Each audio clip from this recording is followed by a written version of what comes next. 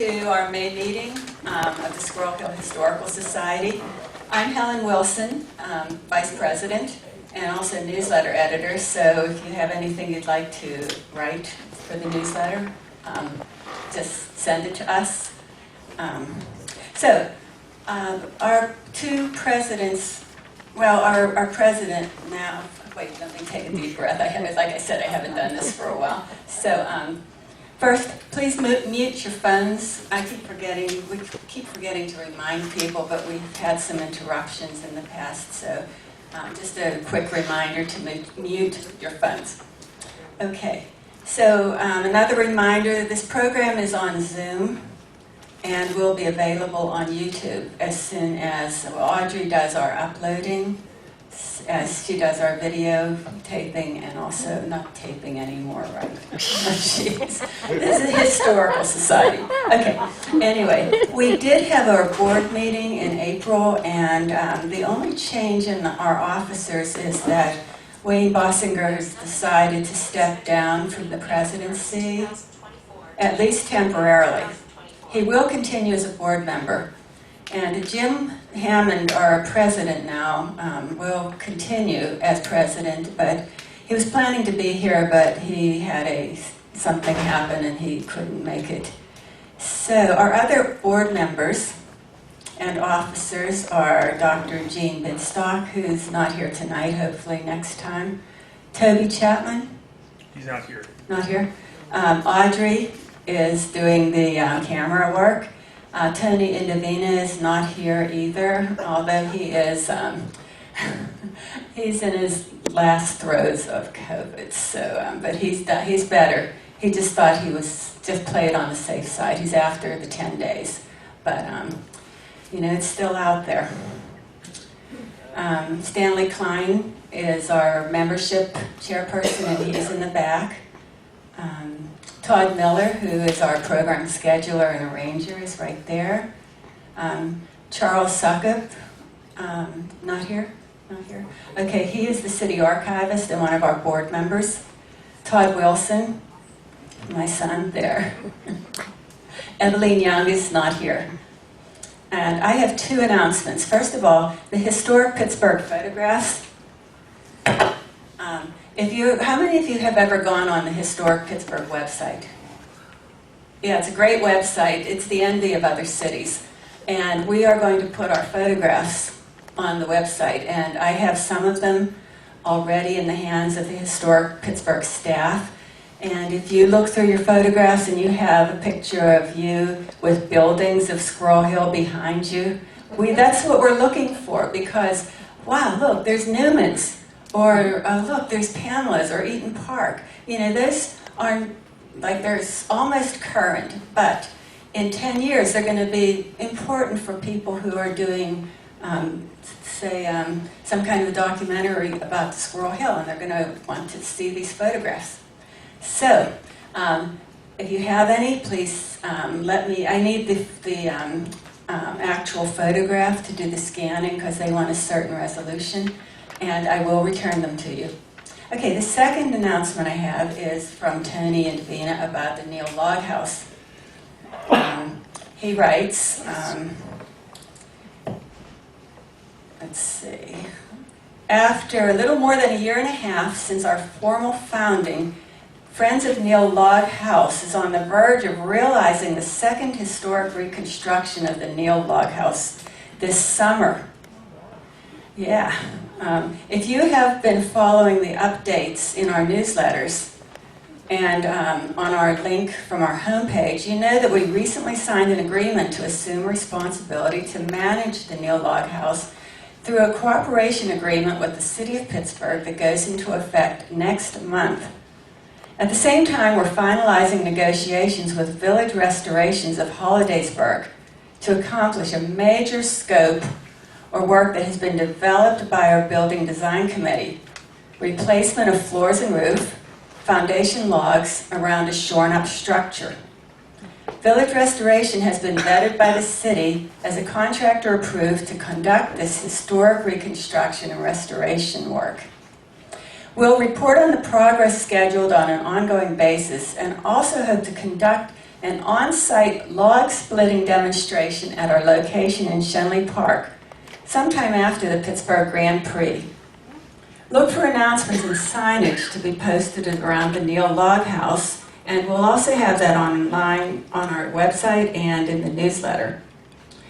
And he adds, if any of you have a white oak, that's a white oak of suitable girth and length to be delivered to the site, contact us.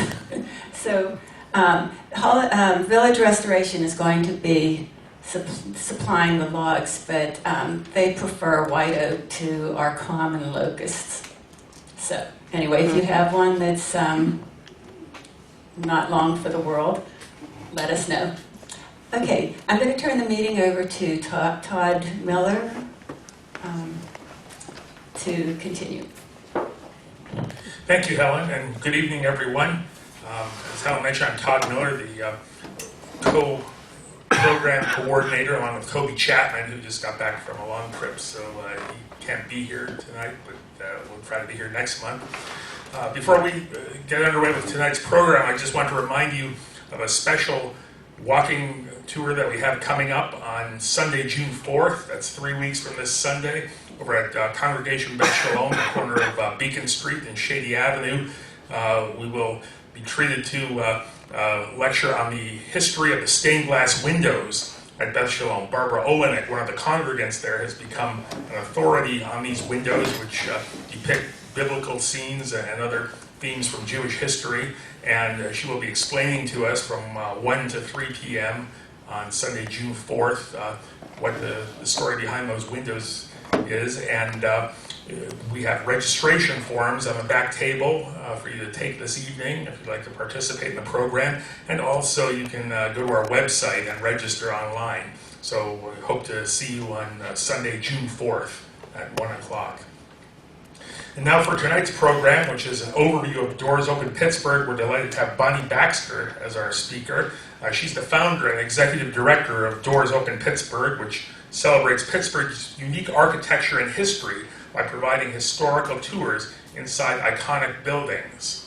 She founded the organization in 2016, having been inspired by a similar event while she was living in Chicago.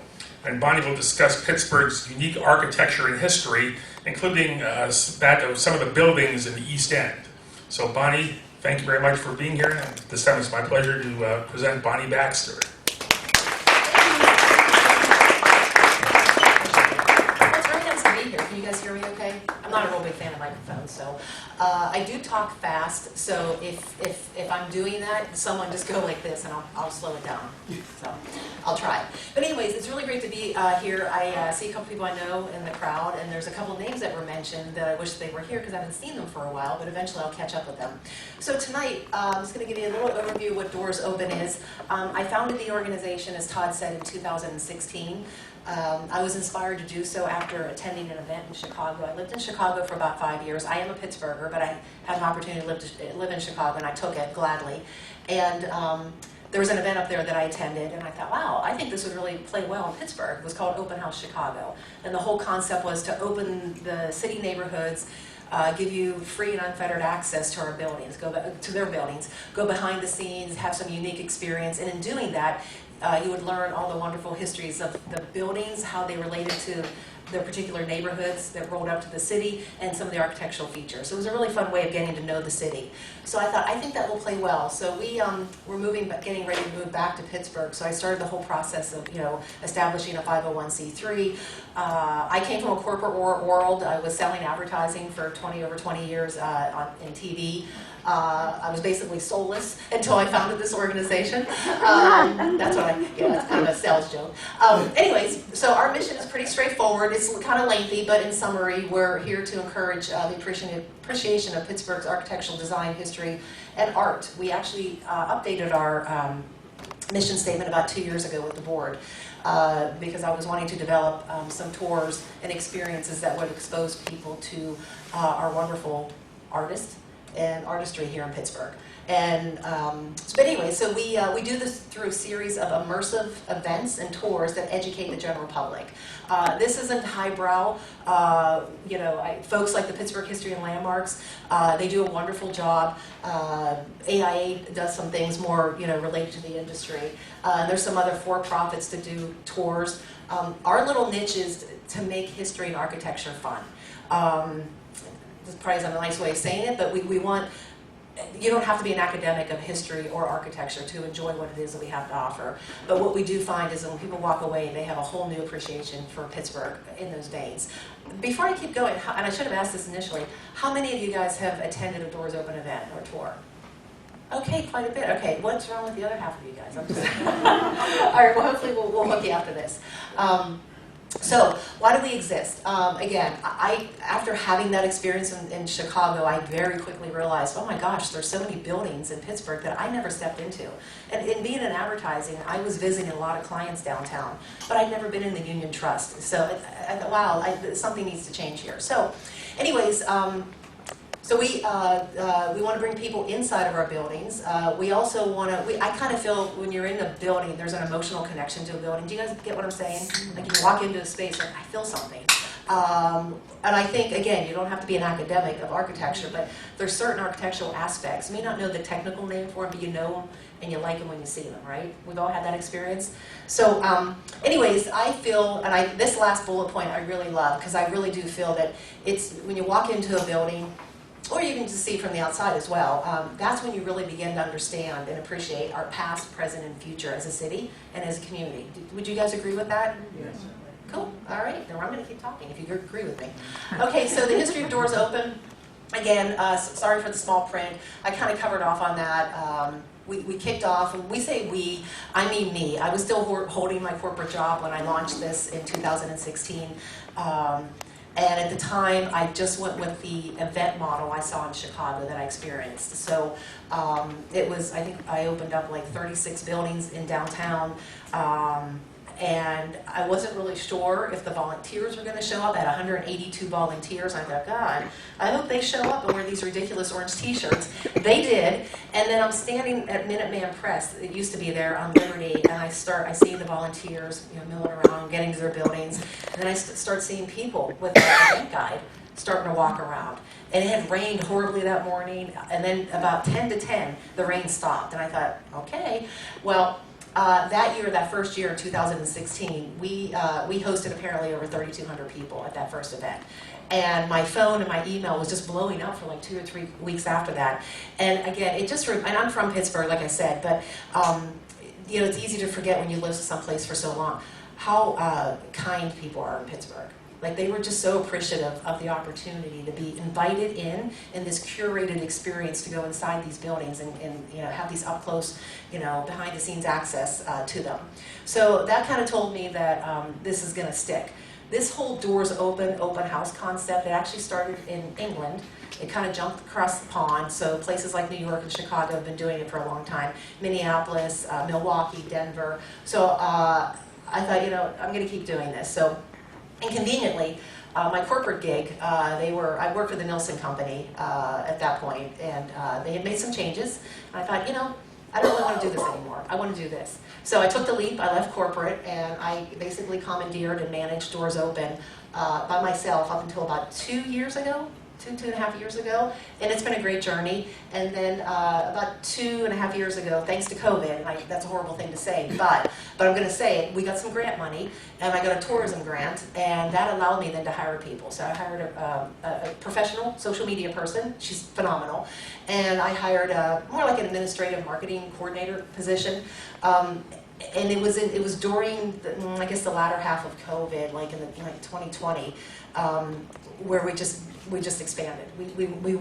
We still do that downtown event. We now call it a neighborhood event, but we expanded. We moved into insider tours and walking tours and things like that. And that was only because of that grant money that came in. So Word on the street about Doors Open, and hopefully the folks that have been to some of our tours and events feel the same way, and if you don't, please keep your mouth shut. So this is some nice quotes that we get. Every time we do a downtown event or a large-scale neighborhood event that I just described, we will send out surveys to all of our ticket holders. So we lifted off some of the comments, and then the last few years through the city paper, we've been voted either number one or number 2 tour company. We kind of jockey with a couple other organizations, here in the city. So very proud of that. So the community impact, it's great to say we want to get people into buildings and have them experience our architecture and history, but there's got to be a more substantial reason to be doing this. So these are some of the stronger community impact statements, and again, we pull these off of our surveys for our downtown and our other large-scale neighborhood events. So high-level stuff, 84%, this is based on last year's downtown event, 84% said they have increased their knowledge of Pittsburgh's heritage, culture, and people, which is phenomenal. I mean, that's what it's all about, bringing people in, cluing them in on what's going on. Over 90% have increased their appreciation for the architecture in Pittsburgh. That's a powerful statement. Over 80% have a better understanding of the need for historic preservation. So historic preservation is interesting to me, there's some great organizations here that's their focus, and they have their work cut out for them. That's a lot of work, and what we do is we get to celebrate their hard work by showing these buildings off. So I'm very appreciative of the work they do, and I think it's just a constant reminder to the everyday person that there is a real need for preservation and adaptive reuse. Almost 88% of the event does a good job of highlighting Pittsburgh's cultural assets. Almost 60% learned about an innovative project that was happening in that neighborhood. And I think we all kind of fall in that habit. We live in our own little bubble. We go back and forth to work, and we don't really know what's going on outside of our bubble. So I think, again, Doors Open kind of shakes you out of that with these curated experiences. For last year's downtown event, over 40% said their opinion of downtown has improved. That particular question, we hover anywhere from 40 to 65%, depending on the neighborhood, where people suggest that their opinion has improved because of their Doors Open experience, which just, that makes me giddy because, all that work pays off. And more importantly, almost 92% are very likely to return to downtown. And again, that's another constant that we see, is once we bring people into a neighborhood, they usually want to come back and explore a little bit more on their own. So I think the biggest thing, and I think it's a human quality that we all probably share, is we're not going to go to something we don't know, unless it's at the recommendation of a friend or family member, right? So, but with the Doors Open experience, we get them familiar. They have these one-on-one experiences inside these buildings with the stakeholders in those buildings, and then again, in all likelihood, they want to come back and see and experience more. $11,000 was spent in downtown. That's things like parking, food, souvenirs if they bought anything. So that's our community impact statements. Does anyone have any questions at this point? I know I'm supposed to kind of keep rolling, but no? Okay. Am I talking too fast? I We good? have one. Yeah, you do? What's your favorite downtown building? Oh, I'm being recorded, right? I get asked that every year. I love the carpeting in the Union Trust building. It has been in place for what, like 6 years, 5 years? Well, more than that, actually. It's been in place for about 8 years. Have you, ladies, with the heels, you walk and your heel just sinks into it, and I'm like, this is unbelievable. But it's not my favorite. I like an assortment for different. I like Art Deco personally, so I love the Coppers building. When I was down there getting them ready for one of their first appearances in Doors Open, I was talking to the building manager. She represents the building management company, and there was a gentleman working on the bronze and whatnot on the elevators, like all the accents. And he literally was doing it with a Q-tip, and I'm like, oh my gosh. I sat there, when I was done talking with Karen, I stood there, and I said, do you mind if I just, he's like, that's fine. He was so diligent and so mindful. And it just, have you guys been into Coppers? Yeah, they did a phenomenal job. So, any other questions? No? Okay. So how do we serve our mission? So I've already talked about what we now call the neighborhood event. Originally, we called that our annual event because we did it annually, and I really thought Doors Open would just be a hobby and I'd get back into corporate. But after that first year, 2016, I thought, I really don't want to go back to corporate. I met so many wonderful people and I want to keep doing this. So, but about 2 years ago, again, during the latter half of COVID and looking to change how we present and what we present and kind of have some growth that way, we started marketing that annual event as a neighborhood event. So it's Doors Open Pittsburgh, Millvale, for example. So we do neighborhood events 2 to 3 times a year. Again, those are large-scale events. We open anywhere from 20 to 50 buildings in a given neighborhood. We've gone from a 2-day format to a 1-day format, and that's primarily the volunteer support. It really dropped off during COVID, but I should tell you that we still require about 150 volunteers for a 1-day event, and we typically have no problem getting that. And not as a braggy way, but just our volunteers are phenomenal. And I do make them wear these ridiculous orange shirts, and they still keep coming back for more. They're just phenomenal. They're very engaged with us and with our city. The format is open house. So when you buy a ticket to one of our neighborhood events, you decide what building you want to visit, what buildings, and you can do it in any order, and you just kind of pop in and out. Most of our visits to the buildings last about 10-15 minutes, and then people go on to the next one. But we don't rush people out. They can stay as long as they want. And again, you're going to get one of 3 or sometimes a combination. You're either going to get to go behind the scenes, like Heinz Hall, for example. You can go on stage and kind of see Heinz Hall from that standpoint, which is pretty unique. Or you get to have some unique access. Dollar Bank, for example, they will take you down to the basement level, and they'll open the vault. You can't step in. Well, you can step in, you just can't take photos. They normally do not open that vault except for their own events and their own patrons, if you will. Or we just give people the opportunity to just explore the building. In a handful of our buildings, every neighborhood, we place our own docents. So these folks are volunteers, and they stylize a narrative. We give them a one-sheeter, and from there they stylize like a 3 to 4 minute narrative about the building, touching on obviously the history, architecture, what the purpose that the building served when it was originally built, and then sort of how that's evolved up until current day. So we do that normally in historic buildings where we're not going to go much further than the lobby. Because really above the lobby is just cubicle spaces and offices. But all the other buildings that we open, people get to go all through them. So it's pretty cool. So that's the neighborhood events, 2 to 3 a year, very large scale. Guided walking tours. So we started doing these a couple years ago, and at this point now, I think we're presenting 50 guided walking tours, April through October. That's our season, and they really I think we're covering probably about 30 different neighborhoods with those walking tours. We work with folks who are very passionate, and they have subject matter expert knowledge about a given neighborhood and various aspects of it that relate back to our mission. So we probably work with about 15 to 18 tour guides, if you will. And we do revenue share with them, so any ticket we sell, they get a portion of it. That's how we're able to pay them. Insider tours. Am I breathing heavy? I feel like okay, cool. I played pickleball earlier today, so I'm a little sore. Okay, so insider tours, something that we came up with. We really wanted to bring people into spaces that are typically private or obscure, or you wouldn't have access to. So some examples might include like the Bomb Squad, or SWAT. That's a new one for us this year. There's a private garden, Choderwood. You guys know Choderwood? Yeah, that's awesome. Spaces like that. We do a lot with the artist studios. Thad Mosley last year. We have a couple new ones this year. So we want to bring people into these spaces. It's one day, and there's multiple tour times on that day. So once they buy their ticket, they come in.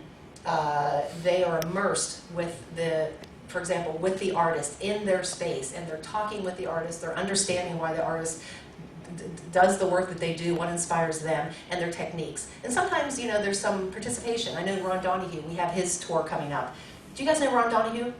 Okay, the 90 neighborhoods of Pittsburgh, plain painting. So he opens up the studio, usually on Mother's Day. We're doing it again this Mother's Day, here just in a few days. And, he'll go through his process, but he will also let people sort of, watch what he does, and if they want to try their hand at it. So it's pretty cool to get to know the artist that way. Something that we just started, and Todd, I'm going to let you speak about this as well, because Todd is one of our fabulous tour guides. He's more than a tour guide, actually. He's really helped me construct this whole concept of the boat tour, so I do want to give him the credit that he deserves. So I have been wanting to do boat tours. I was inspired again living in Chicago. You guys have been there. You've done their architectural boat tours. They're off the charts. And there's some, Gateway Clipper does what they do. Rivers is still a wonderful organization. They have their niche. And again, doors open. We're a little quirky. We don't really do things the way other people do it, which makes it fun, I think. I wanted to do architectural boat tours. So we finally had enough cash flow that last year we rented the boat, lined myself with Todd and another tour guide, and it was phenomenal. We concentrated on the bridges, thanks to Todd, and the buildings, the general architecture that you can see along the three rivers. And then this year, we've added more themes, more boat tour themes. Todd, is there anything else you want to add to that? I'd gladly hand this over to you. We put you on the spot there. We didn't rehearse this, so. Well, I'll just say that we have our first boat tour of the season coming up in not this upcoming weekend, but the weekend after. But what's really exciting that we're able to do is start focusing on the individual rivers. So we'll have one of the Ohio River, one of the Monongahela River, and one of the Allegheny River. So pretty much any other boat tour that you do, you're seeing the same route, right? But now we're going to do something like go under the Hot Metal Bridge on the Mon, or circle Bruno's Island on the Ohio, or to the end of Hearst Island on the Allegheny. So we're pretty excited to be able to offer some unique content. So yeah, the first one is Saturday, May 20th. So we hope to see you there. Thank you very much. Okay, any questions on, how we serve our mission with all these different tour formats? No? Okay. Either I'm doing a really good job, or you guys really just don't care. I'm kidding. Okay. So neighborhood events, we talked about it by the ticket. We present all the buildings on our website, and that kind of gives our ticket buyers a chance to sort of read about the buildings. We're going to be doing this in Millville. Our first neighborhood event for this year is on Saturday, June 17th in Millville.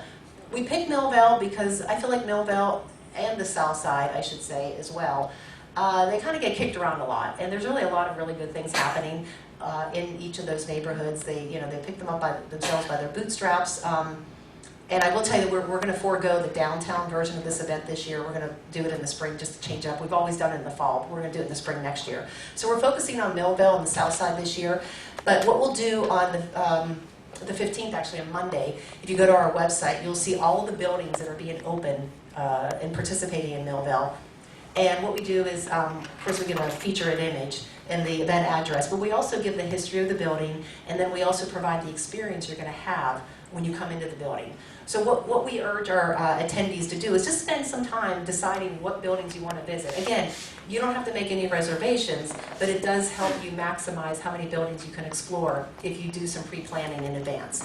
And we also have an event guide that we print, and it'll be posted on our website too. So basically, when you come into the building, you just present your ticket, you have your experience, and then, again, most of our visitors spend about 10 to 15 minutes, and then they move on to the next building. So any questions on generally how that works? It's like an open house format. Okay. Yes? What is the price of the tour? The tickets for the event is $20 for general admission, 15 for seniors, and 5 for kids 6 to 17, and free if you're 5 and under. And I know it's ridiculous. Why, if it's a free ticket, why do you have?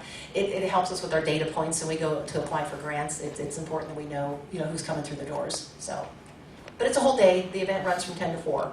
So, any other questions? Okay. All right, our guided walking tours. These are just photos of some that I thought you might find interesting. Like I said, we've really expanded our guiding walking tours. We started doing this 2 years ago. We're up to probably 30 different neighborhoods that we focus in. These are just some of them. If you go to our website right now, you'll just see, it'll just like be a continuous scroll. We have them pretty much every weekend. We kicked off our season in mid-April, and it finishes up at the end of October. So we do require people buy tickets. We go off sale like 5 p.m. the day before.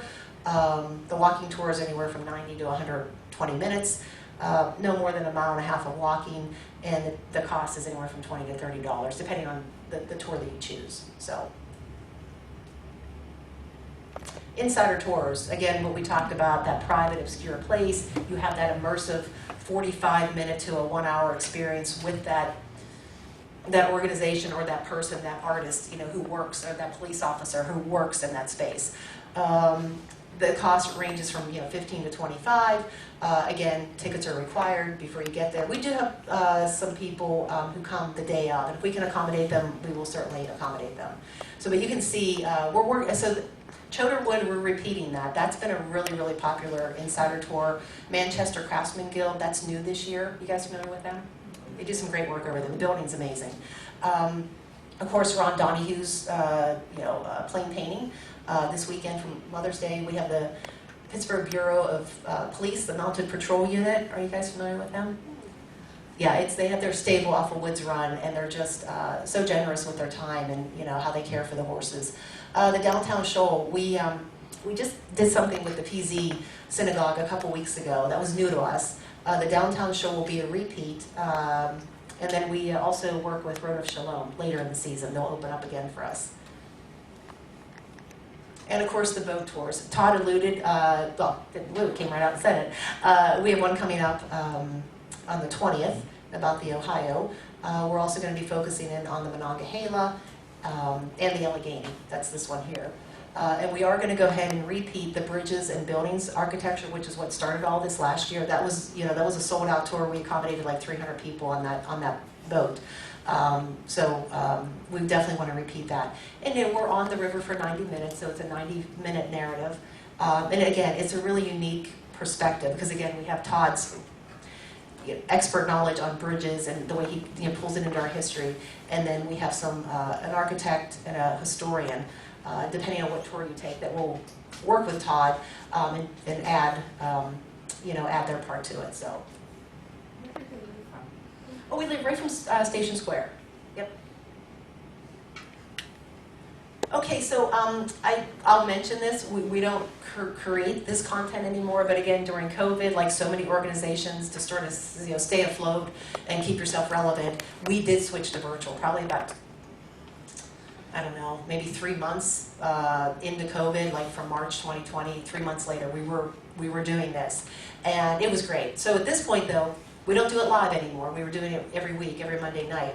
But what we did do is, like you guys do, we recorded the content, and it's now on a catalog through Patreon. So for a membership of like $10, you can get in and watch as many or as often as you want, and then whenever you're done, just cancel the membership. So it's just a way to get in there and see some of those great stories.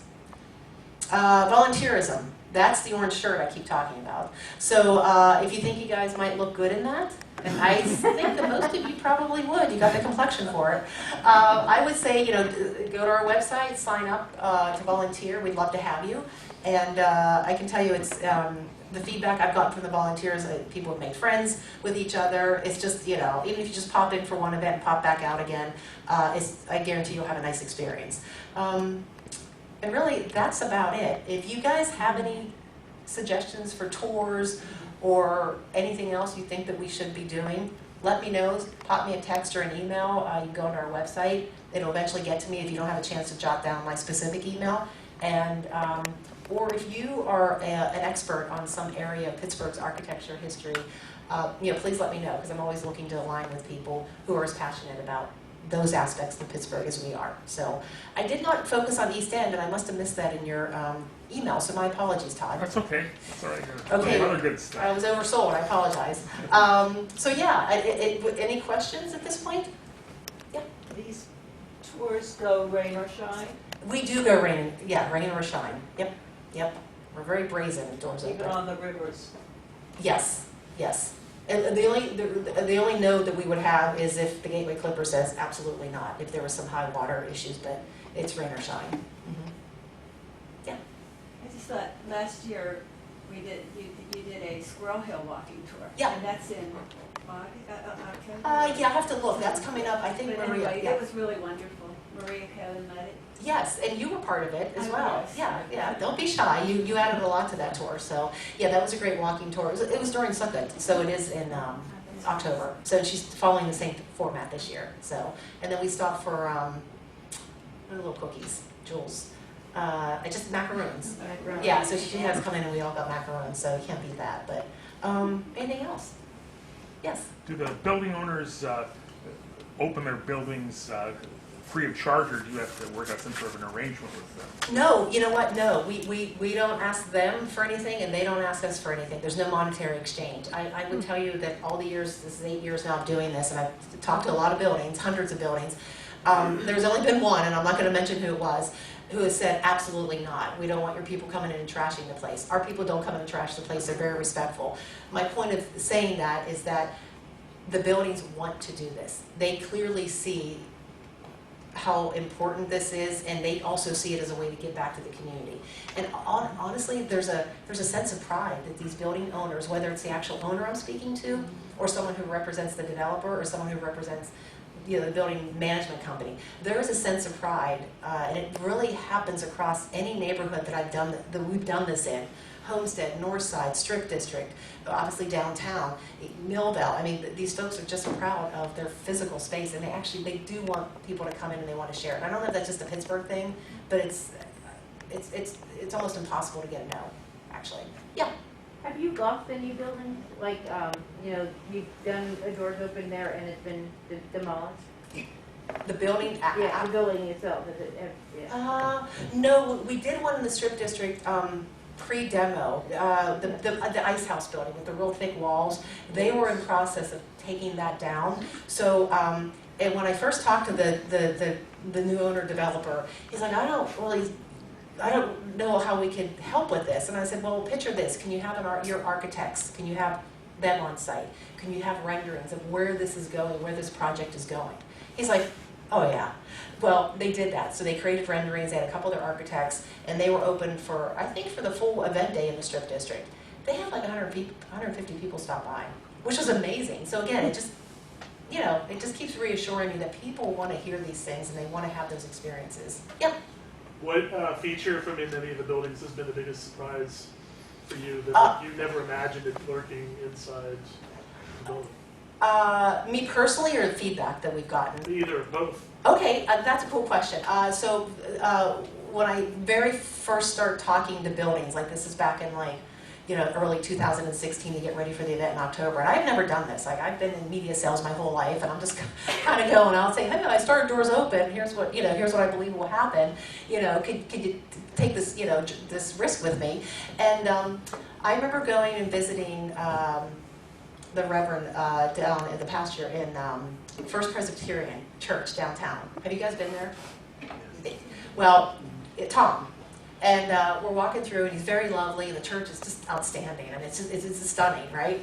And then he's standing there, he's like, and it's kind of, it was ahead of us, it was a little bit dark, and then it was a little bit dim in the church. It's just a dark with the wood and stuff, and the glass. And he said, do you want to see something cool? And I'm like, yeah, you kind of creeped me out a little bit with that tone, but sure, what are you going to show me? He goes forward, he flips the lights on. There's these big oyster doors, they call them. It's at the end behind the pulpit. He said, hang on a second. He went around the back, and all of a sudden the doors, he opened them. It was no easy feat, because I had to open the door for spots on Pittsburgh Today Live and stuff like that. They're very heavy doors. These oyster doors were magnificent. They were very, very tall. They opened, and there was like another 40 to 50 feet of the church behind them. It blew me away. And I remember coming home that day, and I had to go back and do my corporate job, to finish out the day. And I thought, oh my God, this is just amazing. So there's been things like that over the years where I walked in and been like, oh, I can tell you, there was the axe throwing place in Homestead. It was the bank on 8th Avenue. And go in there, and there's, they still have drop ceiling, because this place has been repurposed multiple times, since it was the bank building in Homestead. And it's, they got axe throwing, and there's a bar there. And okay, it's, it's a little rough. And I said, what else you got? He's like, well, we got this speakeasy. So we, go around the corner and up some steps, and we come in this room, and it's presented like a bank conference room type of thing, or foyer, I guess I'd say. And there's a certain way with the clock or something, and this secret door opens. You go into the speakeasy. I didn't see that coming. Not in Homestead. I just didn't see it coming. So it goes from things that are extremely ornate and over the top to just like a cool thing like that, So, any other questions?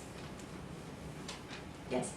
Well, this isn't a question, but I just wanted to say that I've gone on a number of tours of Pittsburgh, and the tours do open doors in your mind, Oh, as thank you. far as just being in a place that you hadn't been before, and suddenly you're learning about it. And can I just give one little example? Is we went to the stained glass. Do you want this? No, I think you can hear me. Stained glass, Pittsburgh Stained Glass Company. Last week, 2 weeks ago. Yeah, last week. And my church had been demolished, Mary S. Brown, and Kirk Weaver, who's the owner, I said, we never found out who had done the windows, the transepts. He pulls out a book from 1913, and there's the window. So those little things happen on these tours. Yes, yeah, that's a great point. In fact, I saw him earlier this week, and he said, he said, it's really weird. He was talking to Matthew Falcone at Preservation Pittsburgh, and he said, Matthew asked how the tour went. And this is the second year now we work with Pittsburgh Stained Glass. And he said, I told Matthew, because I want to tell you this too, he said, when your people that come in, he said, it's just not about stained glass. He said, oftentimes they don't necessarily care about the stained glass. I mean, they're respectful and they want to hear the process and they want to, learn. But a lot of times it's the architecture of the churches that they did the work in, or it's the history. And even, he said, we even get questions about the West End. They're located over in the West End. He said, so, it makes me want to be a little bit more prepared. He said, because I've been, a little blindsided by some of the questions because it wasn't just about stained glass. So to your point, Helen, I think, when you give people the opportunity to come into a space and be presented with something, it does, it opens their minds and their thoughts, and it makes them very curious about asking more and more. So thank you for pointing that out. I often forget about that. Anyone else? Any questions or thoughts? Or yeah. Another interesting building you might consider the Clark building, not the Canby building, the Clark building on. Yes. It's really got through a lot of transition. I worked in there about 30 years. It used to be. It goes back to I think like the turn of the century. And Yes. The top floor was all jewelry shops. Very few like dental shops. There's more retail doors. And I think now it's almost. At one point it was a cooking school. Yes. There still are a few jewelry shops there. Yeah, I think there's 2 levels, and then I believe it's residential up from there. They have an amazing. We actually have opened them for the downtown event, much to the chagrin of the residents. But we buttoned things up the following year. We were good. But it's a great building, and the history is just. And the rooftop view is amazing. It's really good. Yeah, but thank you for that. Yes. Have you passed along your experiences to other cities and shared the Pittsburgh experience with other groups? Do we? Yeah, like elsewhere. We try to. I don't know if I'm going to answer your question, how you mean it. Tell me if I'm going down the wrong track. When I started this, I leaned on the folks in Chicago. The Architecture Foundation was a client of mine when I was living in Chicago, so I got to know them. I said, hey, I want to start this up. So he gave me some tips on, how to do this, that, or the other. So I leaned on them for that and took their lead and just adapted it to Pittsburgh.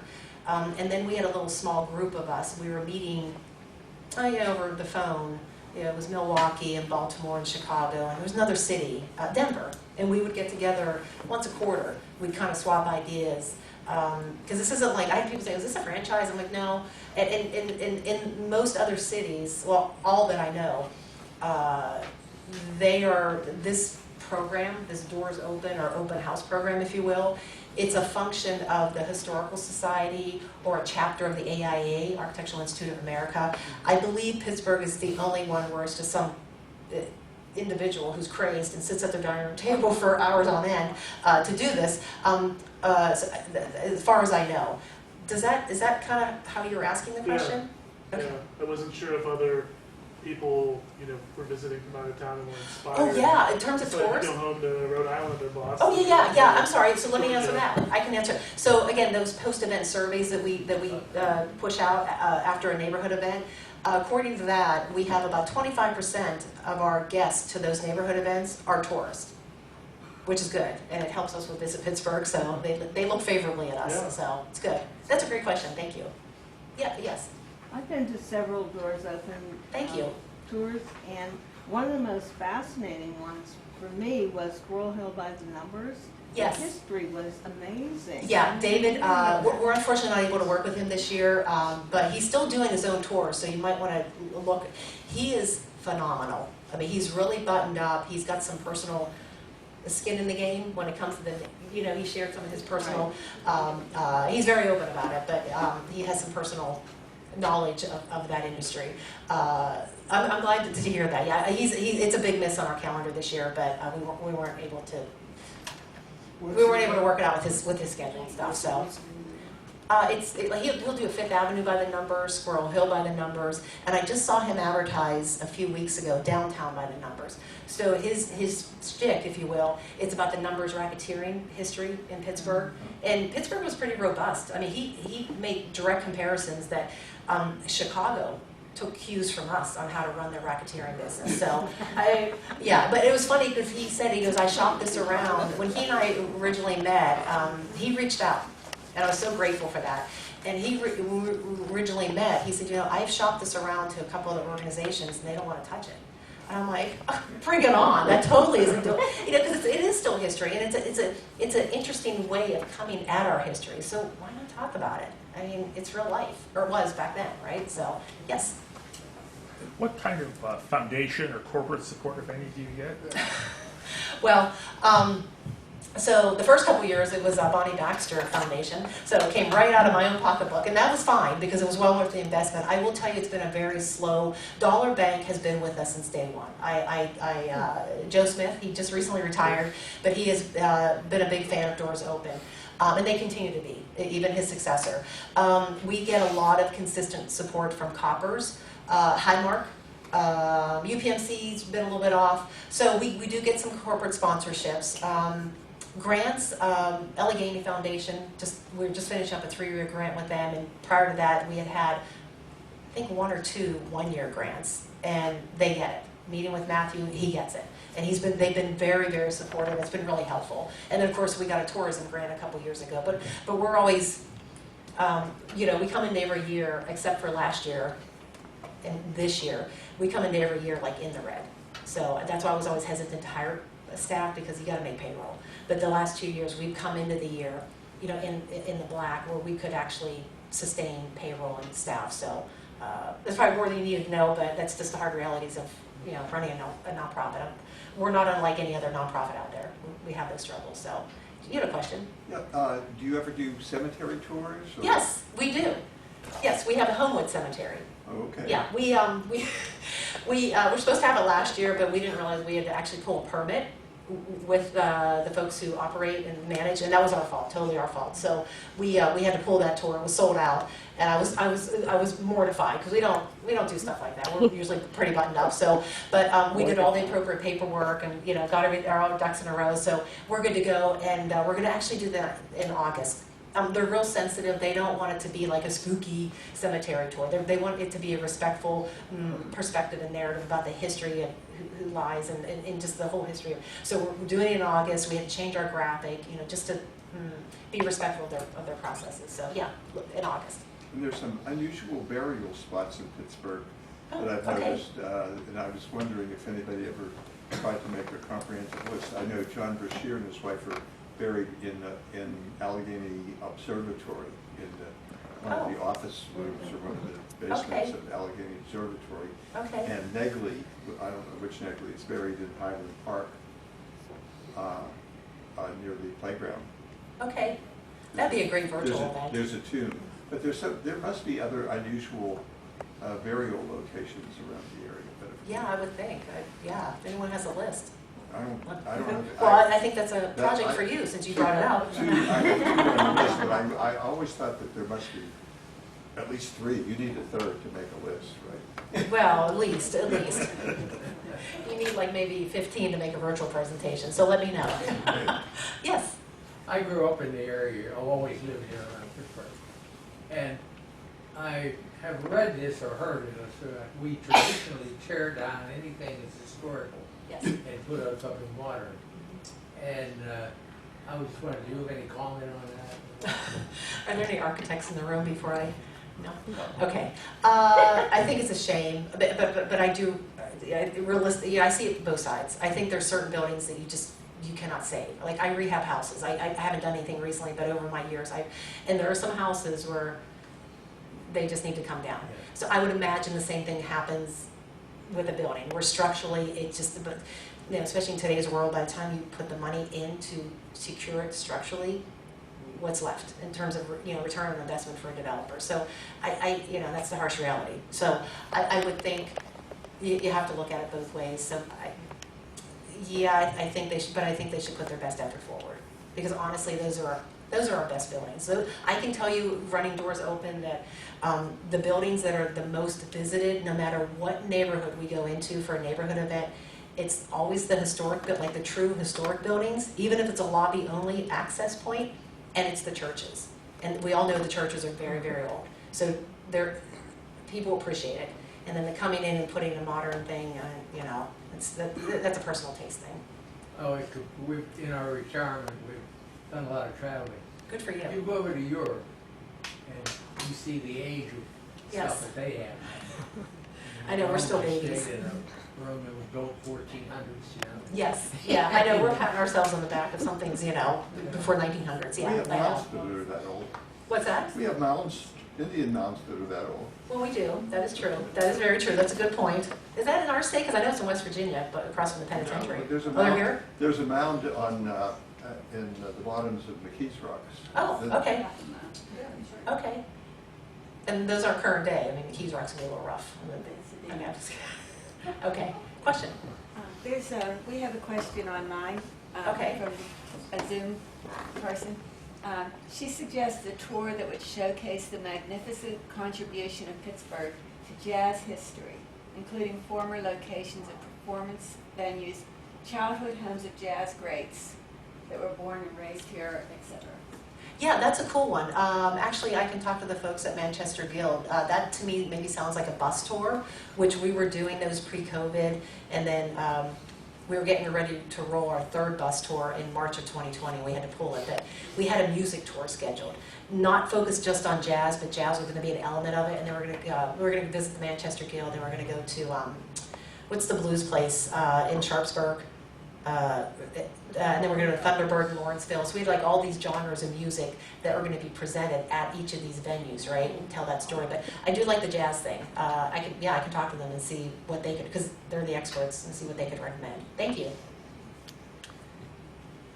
Yeah. I was just wondering, Bonnie, do you have like 2 or 3 on your list of like you really wanted to get them to participate and they've been eluding you or they've been resistant? Those 2 or 3 like kind of like holy grails of some place you'd like to see eventually be included. Yeah, I do actually. Fort Pitt tunnels. They have those, I mean, who doesn't want to get in there? And I did reach out to them and had a conversation probably about 2.5 months ago. I wanted to present it as an insider tour. And I said, listen, you tell us, if you can only accommodate 20 people one time, I'll take it. I want to be able to present this under our umbrella. And they just couldn't do it. There's just too much liability. So but I'd like to keep, and then in terms of like downtown buildings, One Oxford Center, it's their view that I want. But that's all tenant related. So if they have a chance to rent the space out, they got to take that. And if it's rented, then you have to work with the tenant to see if they want to let people chomp in. But I would like, and I'd also like to get the USX tower included. I mean, it's a miss every year, and it just, and it's such an important piece of our landscape and our skyline. So yeah, that would be my 3. Is there anything at the top of USX anymore? Like there used to be the restaurant up there, but yeah, I did a rooftop tour. You guys familiar with IFMA? It's like a trade organization, International Facility of Management, and they're the people that handle like all the back end of the building. It's like all the ugly stuff, the HVAC systems and things like that. Through them, and they're typically a sponsor with us too every year. They're a great group of people. I got on the rooftop with them. So you're literally, and I typically am not afraid of heights, but I was a little bit weak in the knees because you're walking out there and you get the parapet wall, which is only waist high. When you kind of feel like it should be a little bit higher because you're that tall up, but it's an amazing space. And just the history of it, I mean, we could do such a good job of presenting that building, even if we got as far as the lobby. I mean, the ectoskeleton, the whole, I mean, the building it protects itself from burning. I mean, there's so many interesting things about that building, but it hasn't happened yet, so, yeah. Yes, please. Always wanted to go to Westinghouse House and Museum. Yes. Put it off for years and years. and now I understand it's closed. That's what I just heard too, yeah. Is there anything you can do, is there anything there to see? Or I am pretty something powerful, like but that? I don't know about that one. I don't know, actually. The office building in Wilmerding, that's at the public building. Yeah, it just became the arts, It's part of the art school.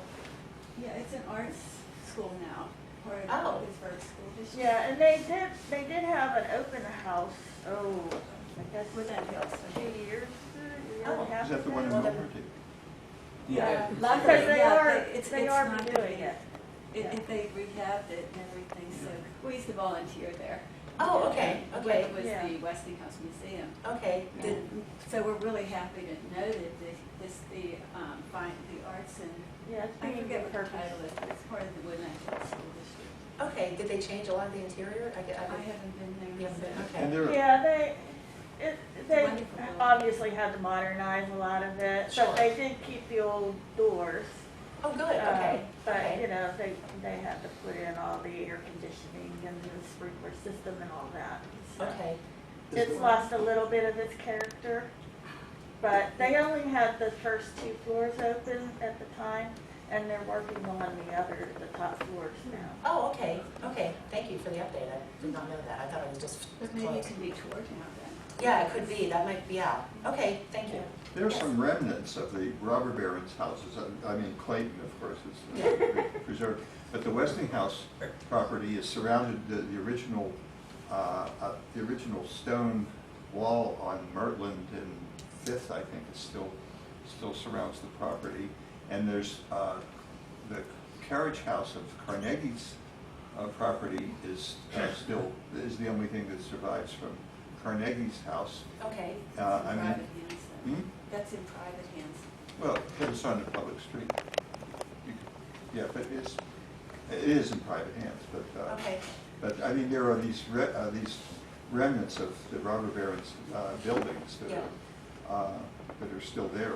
Yeah. You could see things that were there when they were there, like Mellon Park. I think there's some elements of the Mellon estate there, but no buildings. okay, Although, what's the Mellon building at Chatham? Is that, yeah. That's a different Yeah. one. That's a different mill. That's like William Barnes. okay. Phipps is using one of the old Mellon buildings for their The Brown's center. Carriage House is still there too. On Murray Hill Avenue, the Brown's Carriage House is still there. Yeah, I think that wall along Wilkins and Fifth was the original wall surrounding the Carnegie Mansion, which was up there, up in that space up there. Okay, that I'm not familiar with, but, okay, That's where Andrew Carnegie's little place was. okay, okay. And somebody's suggesting a bus tour of where films were filmed. Well, we had that in the can too. Yeah, 2020 was for everyone. We had I think 8 or 9 bus tours planned and ready to go. We pulled off the Underground Railroad, Black churches, which was phenomenal. And we're getting ready for the music tour, like the 3rd week of March. And as you recall, that's when everything got shut down. So, but that was on our list as well, and it was already built out, ready to go. We were gonna, what used to be one of the studios up on Boulevard of the Allies, it's now converted into something completely different, but the vaults are still there, where they kept the film canisters and whatnot. And the gentleman who owns it, his name is escaping me now, but he was really wonderful. I'm sorry? Is it Rick? Rick Schwartz? Rick Stern from the Manor. No. I'd have to look on my phone. It's been a few years now since I spoke to him. But it was like the metal doors. The Paramount Yes. film depository. Yes. Yeah. Yeah, and he stumbled across one of the neighbors who was a boy at that time, when that was Film Row. And he said, being a boy, he was with his buddies. They would clip, the film when they were editing and throw, the trash out in the back. Well, as a little boy, him and his buddy, they would go and they would hold up to the light because, this is an opportunity for them to see like maybe a leg or the full arm of a woman. You know what I mean? These are 10-year-old boys back in the whatever that was, the 30s or whatever. So, so that gentleman, provided him a lot of like color narrative about that building and, the shenanigans that were going on outside of it. So, yeah. Will you be starting your bus tours? You know, we talked about restarting those this year, but it's a bandwidth. It's a staffing the bandwidth. It's me full time, Lisa, who's a woman I just hired in November, and then Missy just does social. So it's really at this point, it's just not enough. Like I said, we're presenting 130 to 40 events and tours this year between April and October. So the thought of adding another layer is maybe for next year, but this year it's probably going to be a hard no, unless I have some extra time in September and maybe I'll do something in the fall. But at this point, it's probably a hard no for this year. But thank you for asking. Yeah. I know you mentioned the Fort Pitt Tunnel. Have you done anything with the subway infrastructure downtown? No, I've heard so many different. There's a disused station. I think it's under Penn Station. Yes. There's a third set of tracks. It still has a kind of like veer off to a station that they Yes. haven't used in like 15 years. Yeah, I I was talked to curious some. about that. It's funny you said that, and I kind of let it go. I talked to someone about that like 5 years ago, and like the second, or whatever, the other river that runs under the city, and they said it just would not be feasible. Again, liability, blah, blah, blah. So I let it go, and it was hard to let go, because I thought, oh my God, that would just be so fascinating. We even getting access from the Grant building to the courthouse, they have those tunnels, and I saw them, I stepped into them. But the only, as far as I could get with that, I'm sorry, I'm looking this way, I apologize, was just to have the door open during one of our downtown events, but they would not let people go through them. So, you know, it depends on, we are very respectful of whatever the building wants in terms of security, especially during COVID and the masking, whatever, we defer to their security policies, so. Any other questions? Yeah. The three of us were on Grant Street yesterday. You mentioned Union Trust, Yes. Union Trust, and Coppers, the golf building, golf tires. Yes. Anything going on with that right now? Because Well- I remember as a kid being able to go up to the roof Yes. and tour the city when that was the biggest structure, biggest building downtown. Yes. So is there anything going on with that? So in 2020, it was gonna be the first year they were gonna open for us. We programmed and delivered programming through COVID. We were very fortunate because our event lends itself. You could mask, go into a building for 10 minutes, get out, catch a breather and go. So we were very lucky with the way that we formatted our programming that we could continue through COVID. We had them for 2020. And then they had that horrible fire. If you guys remember that, and it just was a mess. I don't know. I have a friend who works at a law firm there, but because they kept going on, they ended up just moving to a different building. So they never returned, but that's not to say they couldn't return, they chose not to return. But I honestly don't know, and since we're not doing the downtown event this year, I'll find out in time for next year, but I honestly don't know. I think I heard some months ago, some time ago, that the building was vacant right now. There was The whole much thing? in it. The golf building, and Oh, I don't know if wow. anybody could. Is it for sale, or is it? I heard it was going to be redone on the inside, Oh, okay. and I'm just Okay. wondering if anybody heard anything, an update or something like that, because that was always a beautiful building, inside Oh, yeah, it is. and outside. Yes, it's very like Gothic, you walk in there, it Yes. kind of takes you back, yeah. Yeah, no, I do not know, and I apologize, but All right, that's kind of okay. scary. So that's fine. Any other thoughts, questions, comments? You guys all coming to Millville on June 17th? Sure. You will? Thanks. All right, great. Tell your friends and family. What couple of buildings in Millville are you going to be? Oh, we have Yetter's Candy, we have the Grist House. You know, Millville's it's a different animal. We've never, there's a couple of the murals, of course, yes. Another church, forgetting the name of it right now. I've been immersed in this for like how many weeks, but. Kitchen there, are you going to do that? No, no, Jen is just buried, and then there's another space, they had a fire. You guys, it was on the news. So that kind of took, there was 2 other spaces in that building we were gonna work with, and the fire just, and they're having issues with insurance, it's just a mess for them, and I feel really badly for them. So, yeah, we have about 16 buildings, and then something interesting that came up with in Millville is we're working with local artists. There's a lot of murals in Millville, if you recall. Yes. So I've contacted some of those local artists, and 2 of the 3, well, actually all of them are going to be on site. So Max and Shane, and two of the other ones are going to be on site for some portion of the day, if not all, to kind of talk about the murals and their process. So it's kind of cool. So I think we're running over. I want to be respectful. Sorry. Are we done? Yeah. Okay. I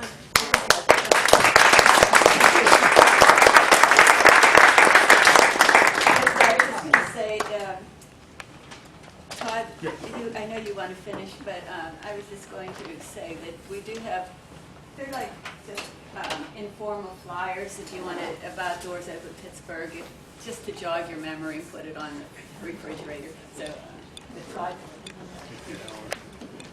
Well, I echo Oh, I turned it off.